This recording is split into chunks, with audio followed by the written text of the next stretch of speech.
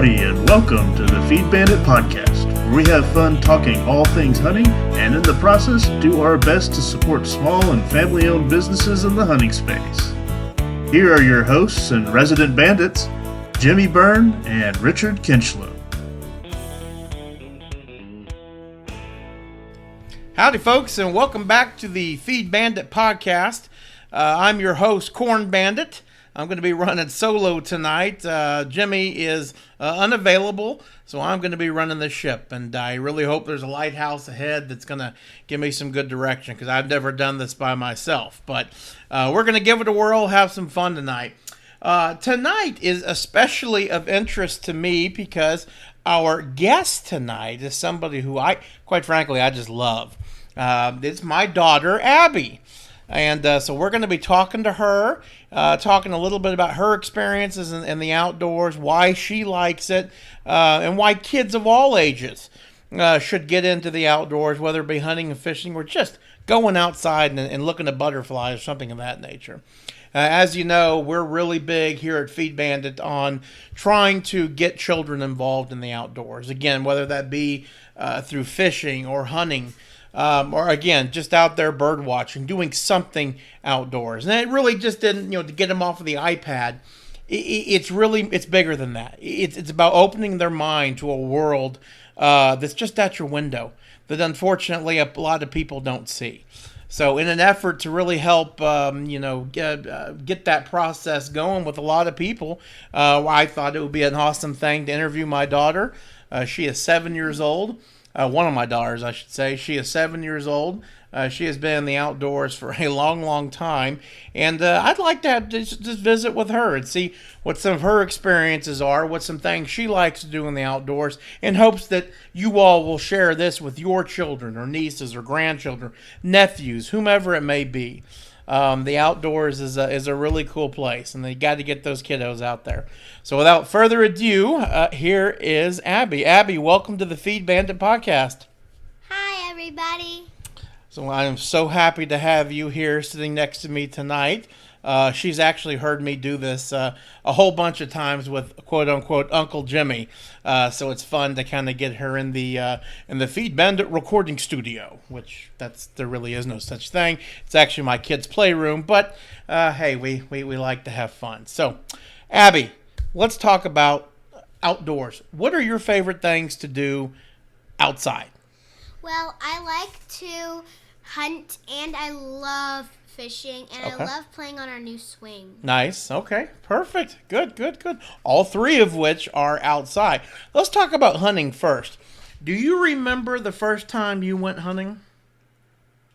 Kind of. You do? All right. Well, I'll tell them what you remember, because I'll be really surprised if you remember.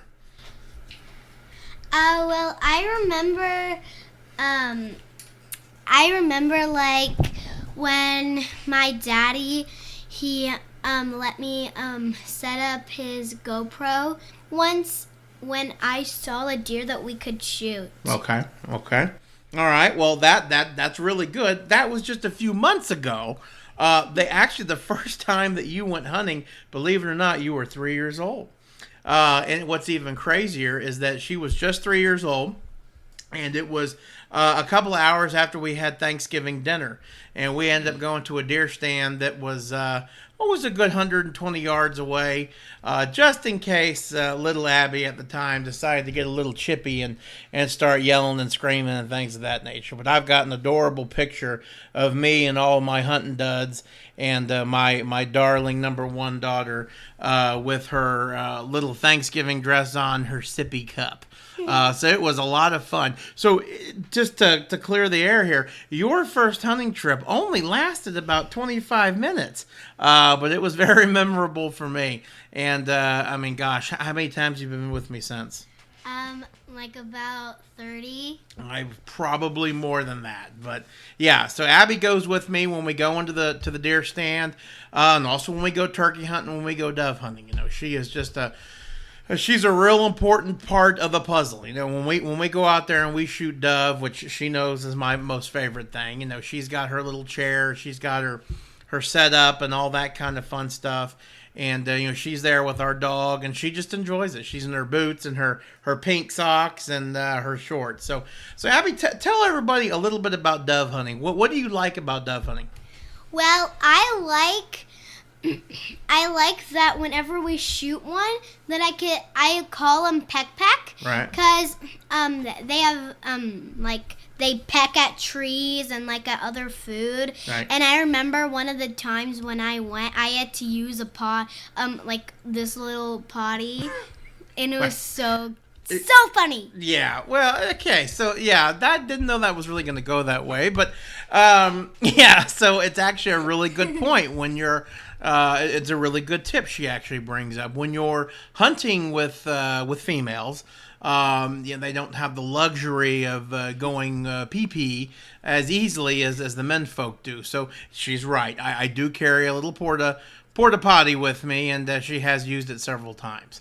But going back to kind of my experience with at least dove hunting with her and with the other kids, it's just the enjoyment of of harvesting a dove and then having the dog go out there and get it and bring it back. And she understands why we're doing it, and you like to eat them as well, right, Mabs? You love them, don't you? Oh, I love them, especially when they're wrapped in bacon. That's right, because every good dove's got a bacon jacket, right? Yeah, and that's called Texas style. Delicious. That's right. So, obviously a lot of fun. Now, out of all the hunting we do, so duck hunting, deer hunting, dove hunting, turkey hunting, which one's your favorite and why?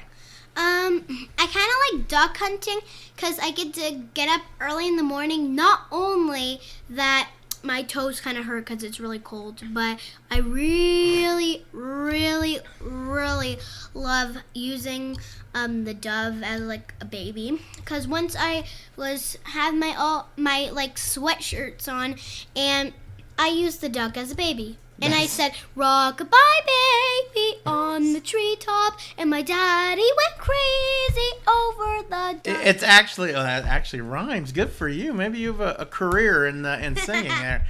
Yeah, no, it is fun. Shooting the ducks, of course. Obviously a lot more colorful. Different species and all that kind of stuff. And she loves it. Oh, yeah. I guess a tip for bringing the kids out there when it's duck hunting.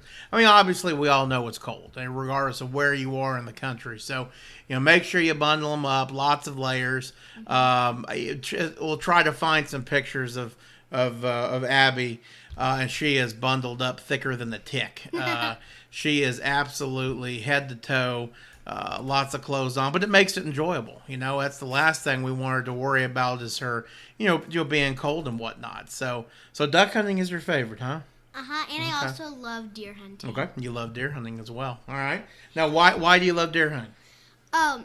Because sometimes I get to my daddy carves the antlers off, and I can take the antlers, and because I get to put on the gloves, and I get to help pull off the skin sometimes.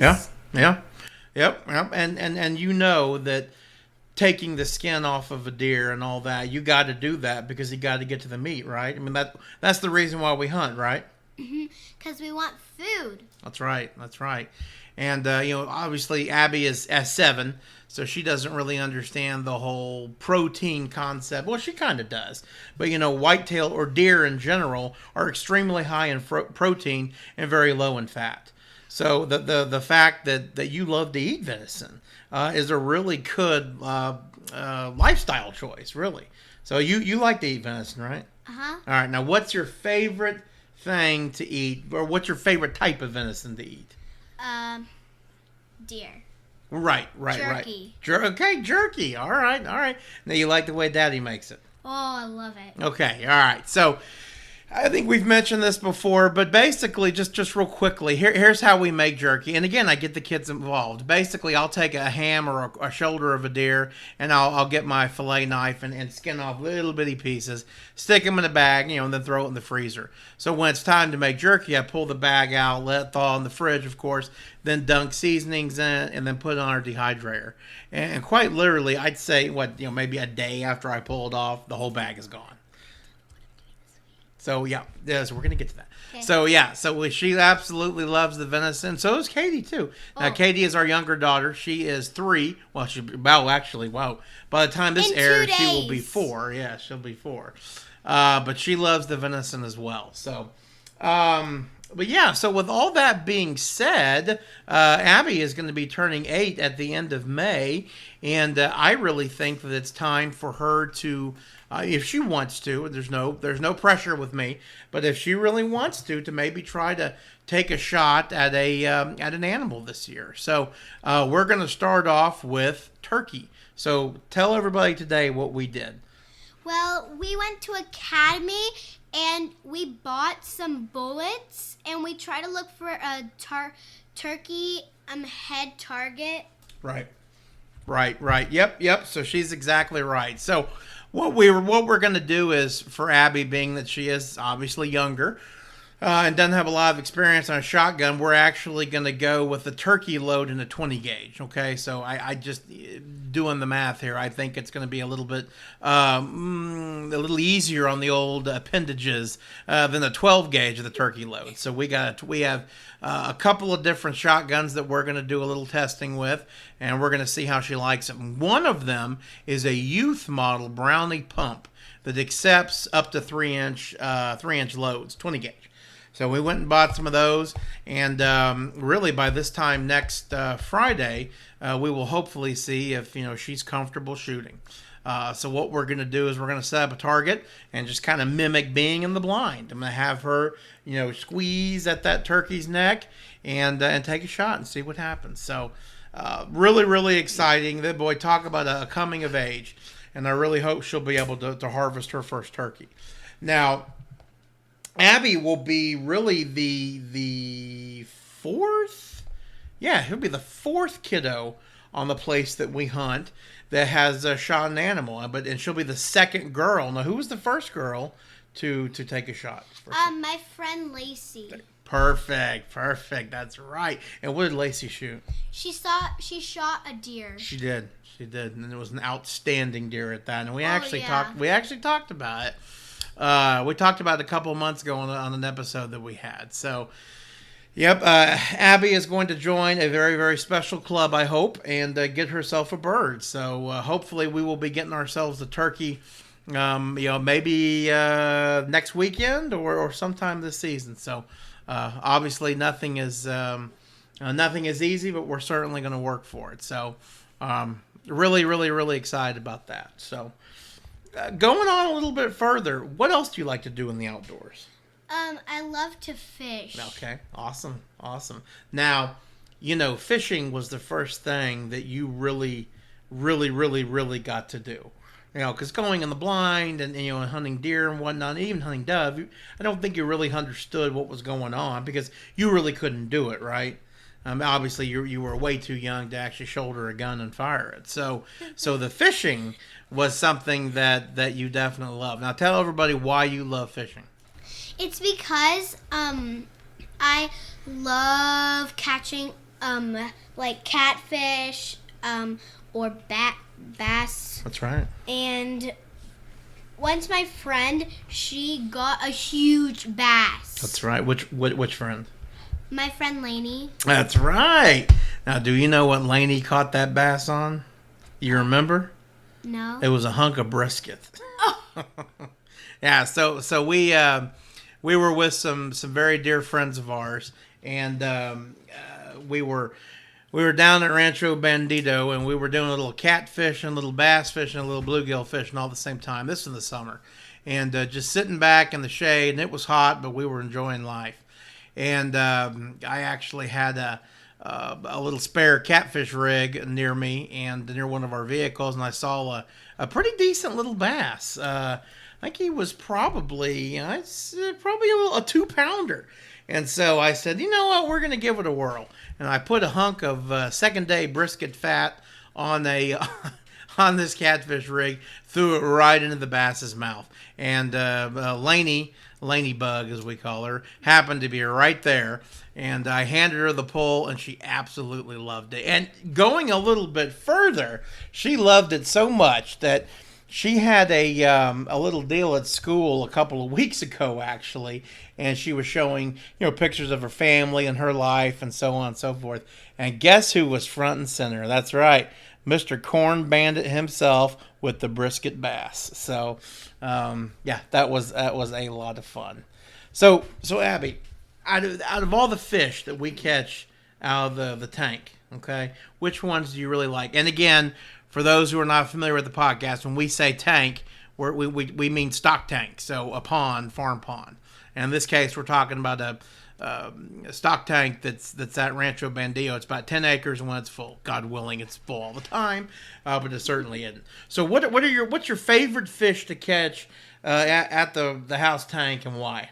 I love to catch catfish because they look like cats because they have like those long whiskers. Right. And I can tell why they call them catfish because they have whiskers and they're gray and they're so slimy and I love to touch them. That's right. Yes. Well, and how about the fact that they put up a good fight, huh? Oh, they're hard to pull. That's right. They really are. So, but do you remember when you started fishing? Do you remember where we were on the dock, right? And we were what kind of fish were we catching out there on the dock? I think we were catching bluegill. That's right. So one of the things that we really tried to do again, and this is with all fishing really, but especially with the kiddos, and the younger kiddos, and then the kind of the heat of the summer, you've got kind of a finite window there where you've really got to get. You need to get some action going, or they're gonna get bored, and obviously you don't want that. You want to have as much success as possible. So a little hint for you, a little tip here for you. This is something that sure helped us with Abby and all of her little friends.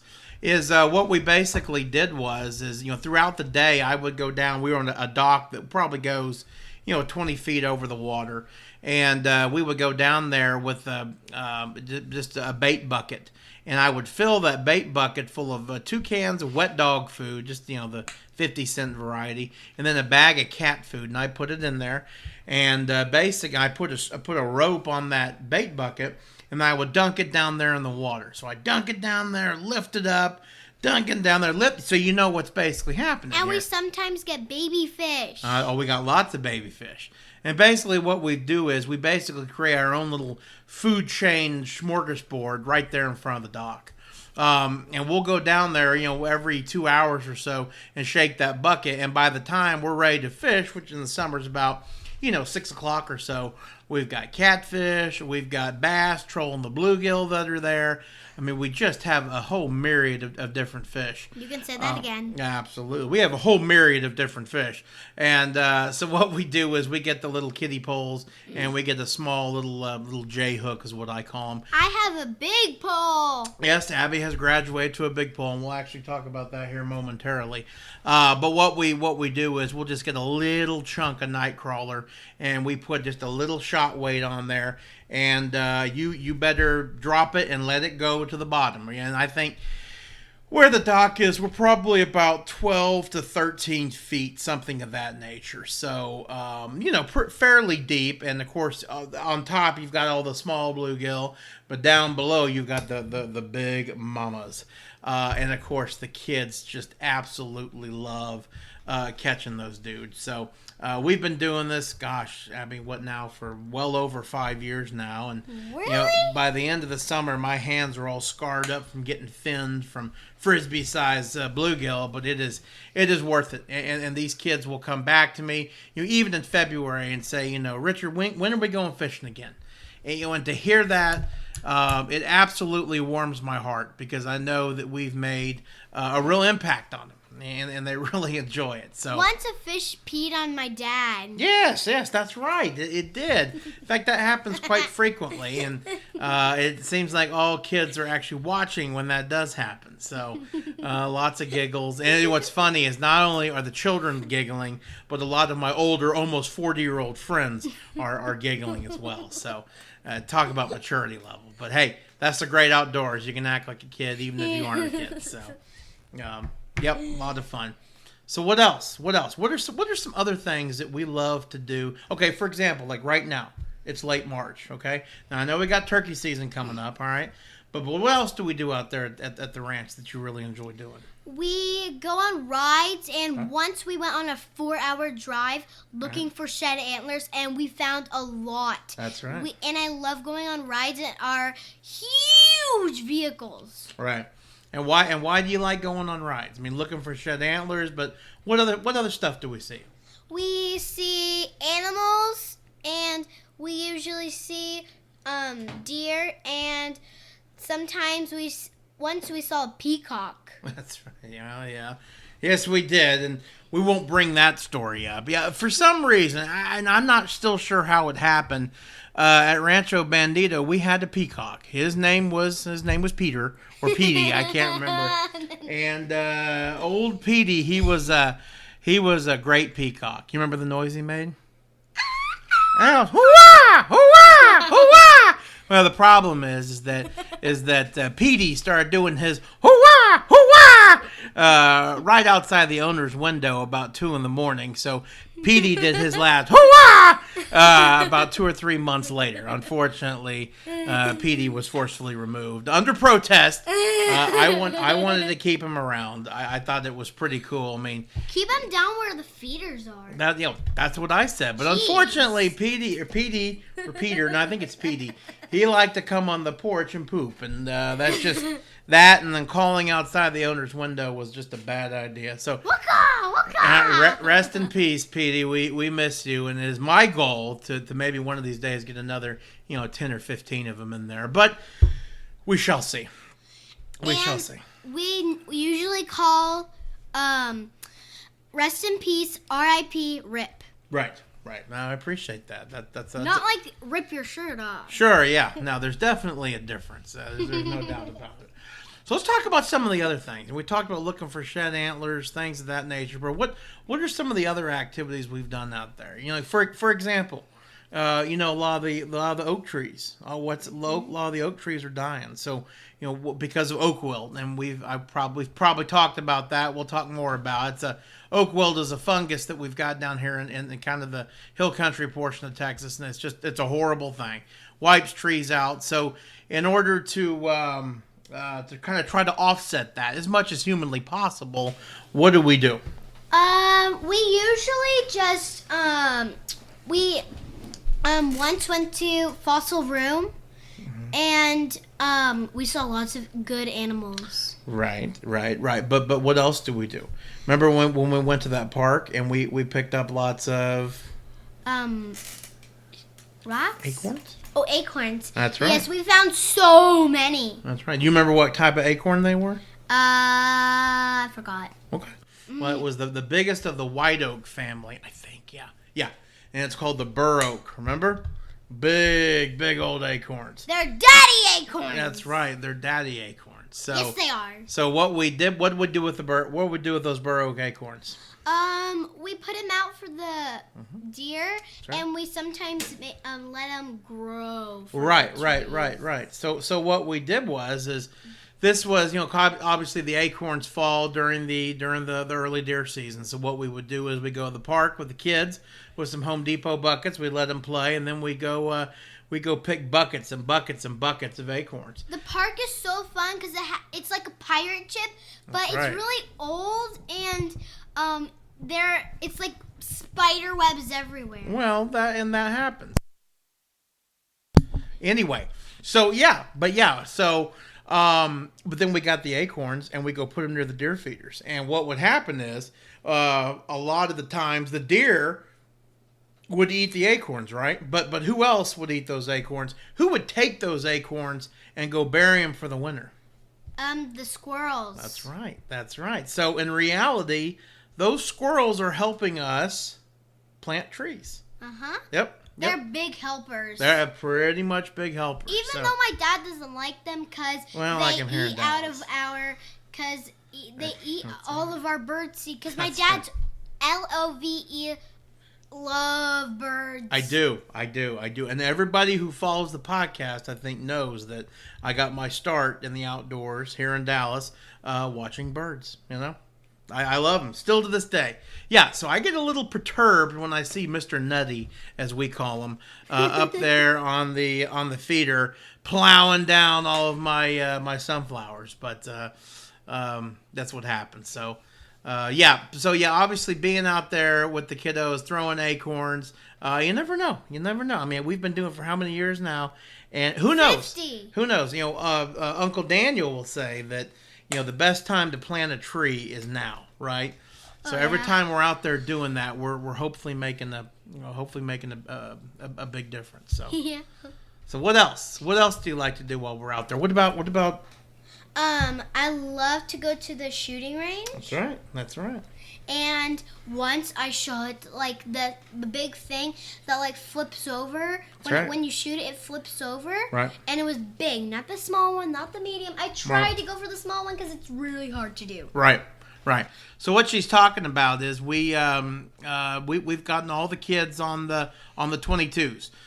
So we're fortunate to have a whole variety of different 22s. We've got some very short little Rossi 22 pumps, and then I've actually got a Brownie lever action 22. And I tell you what, talk about just a real fun time with friends and family. Obviously, it's a great time to not only work on their target practice, okay, and their shooting for later if they're going to harvest an animal, but it's also talking about gun safety and basically heading off any ignorant thoughts, or not necessarily thoughts, but comments that they may hear, unfortunately, in this world of available media that talks about how guns are bad, so on and so forth. So exposing your children to firearms in the proper way, showing them how to use them, that is a real valuable lesson. Again, children are the future when it comes to hunting, and also for owning firearms. Abby's generation is going to be, they're the one going to be writing the laws here. So the more education we give these kids, the better off our love and passion for shooting and for sports is going to be. Hunting, really. So off the soapbox now, and we'll go back to what we were talking about. So when we shoot 22s, okay, we shoot the little clangy thing that spins around, okay, but we didn't do it this last time. But what else do we shoot at? Don't we sometimes shoot at like jugs of water that explode? That was so cool. Yeah. So what we do is we'll get maybe a couple of Diet Cokes or some old beer or something of that nature, and we'll give them a good shake, and then we'll go down range and put them there, and let the kids blast them. So that really adds to the whole fun of doing it, right? You like doing that? Yeah, that's a lot of fun. So what else, baby? What else?